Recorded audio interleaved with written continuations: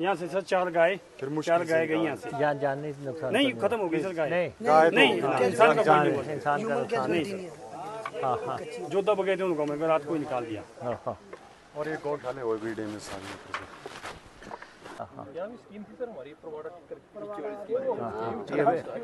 ये total damage है। नहीं तो अब इनको पानी कहाँ से देंगे? सर हम नेचुरल सोर्स से पी रहे हैं सर। हाँ थोड़ा अच्छा है, साफ ऐसा नहीं है सर, नेचुरल सोर्स से अच्छा पानी साफ है सर। पहुंच रही है सर अपना। अच्छा चलो अब 2-3 दिन जोर लगाओ। नहीं सर समय तो लगेगा ना सर। नहीं सर पानी की इतनी दिक्कत नहीं है हमारे को, पानी चला हुआ सर। अच्छा तो जो पुराने सोर्स है ना उससे पानी अच्छा पानी चला हुआ है। आपकी कितनी उम्र हो गई? तो वैसे फिर हम बिल्कुल निश्चिंत हो जाएंगे। 75 साल। कभी देखा है ऐसा? नहीं, जिंदगी भर का भी बुजुर्गों से भी नहीं सुना है ऐसा। अच्छा समस्या ये है सर, थोड़ा ऊपर जैसा हाँ स्लाइडिंग छपरा दबा हुआ है, दीवारें ठीक है, पीछे से स्लाइडिंग हो रही है थोड़ी। चलो आप लोग फिर इसका डिटेल बना लो, है ना? डिटेल बना दी एक आदमी के लिए। देखना दलगत राजनीति से ऊपर उठ के बिल्कुल जो भी आदमी है जिसका लॉस हुआ है। एक भी आदमी ठीक है सर। वापिस रोड से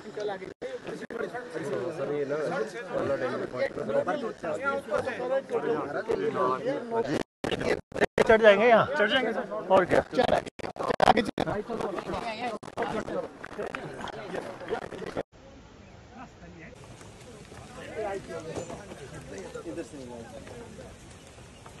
प्रभावित क्षेत्र में दौरा किया आपने, क्या अभी हालात है यहाँ पे? देखिए सराज विधानसभा क्षेत्र पर काफ़ी कहर बरपा है और भारी नुकसान इलाके के विकास को हुआ है और लोगों को हुआ है, गौशालाओं को हुआ है, खेतों को हुआ है और हर तरह का नुकसान जो है आप यहाँ देख सकते हैं। लोगों के सेब के बगीचे नीचे आ गए हैं रह के और कुछ लोग इसमें जान गंवा चुके हैं और कुछ लोग मिसिंग भी हैं। जो 30 के आसपास का आंकड़ा सिर्फ इसी कॉन्स्टिट्यूंसी का बताया जा रहा है। और अब इस समय हम शरण गांव में हैं। आप देखें कि पूरा सन्नाटा छाया हुआ है। लोगों में सारी जीवन की कमाई जब बर्बाद होती है वो उनके चेहरों से झलक रही है।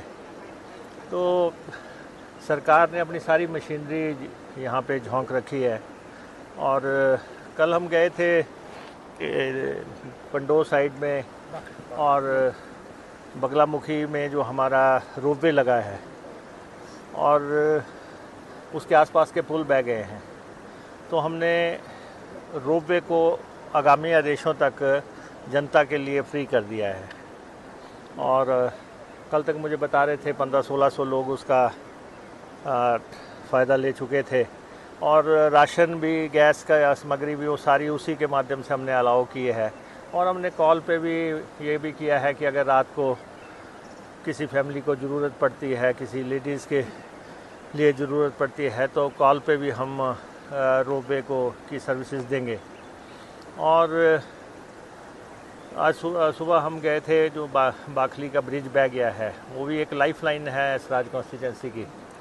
तो वो तो हमने कहा है कि उस ब्रिज को जो है परमानेंट ब्रिज बनाने में तो बहुत टाइम लगेगा, लेकिन बैली ब्रिज जो है 60 मीटर तक बैली ब्रिज बन सकता है।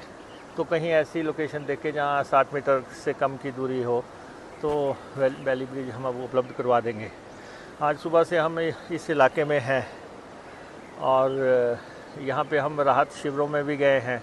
हमारे जल शक्ति के जितने भी रेस्टोरेंट्स हैं, हमारे रेस्ट हाउसेज़ हैं और हमने वो सारे पब्लिक के लिए खोल दिए हैं। जहाँ जहाँ भी लोगों को राहत में टेम्परेरी राहत लेना है, बसेरा करना है, तो हम उनको वहाँ पे खाना भी बना रहे हैं और वहाँ पे हम सर्विसेज भी दे रहे हैं।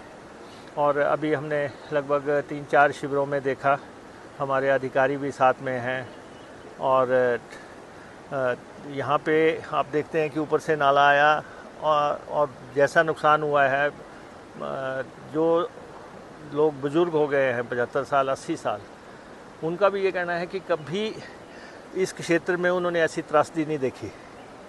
लोग रात में 11-12 बजे के 11:30 बजे के आसपास जब ये हालात बने, और आप यही ईश्वर का धन्यवाद कर सकते हैं कि काफ़ी लोगों का बचाव हो गया है।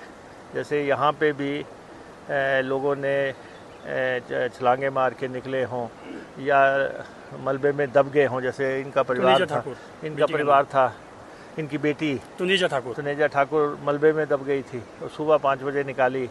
तो ऐसे बहुत लोग हैं जिनको ईश्वर ने जान बख्श दी, और बाकी सारा तो बहाल हो जाएगा, लेकिन जान सबसे महत्वपूर्ण है। और इस समय में ये है कि जिनके पास कपड़े नहीं रहे हैं, जिनके पास खाने को नहीं है, या जिनके पास कोई और दिक्कतें हैं, क्योंकि लोगों ने जानवर पाल रखे हैं, खेत भी हैं, उनकी ज़मीनें भी बह गई हैं, तो आकलन उसका तो एक बड़ा आकलन लगेगा। जैसे हमारी जल शक्ति विभाग की सबसे बड़ी स्कीम 121 करोड़ रुपए की है यहाँ।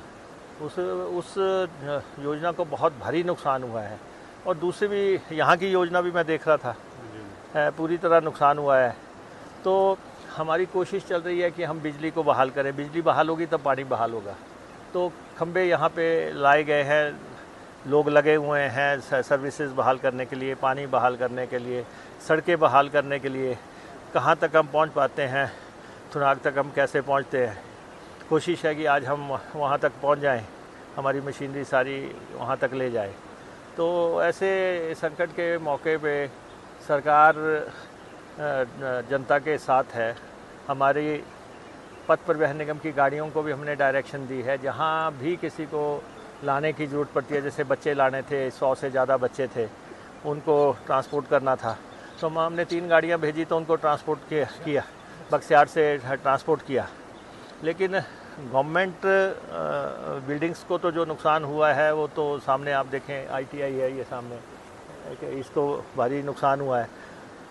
और रास्ते में हम देख रहे थे वन विभाग ने जितने भी यहाँ पे कुटीर बनाए थे वो सारे जो है बह गए हैं।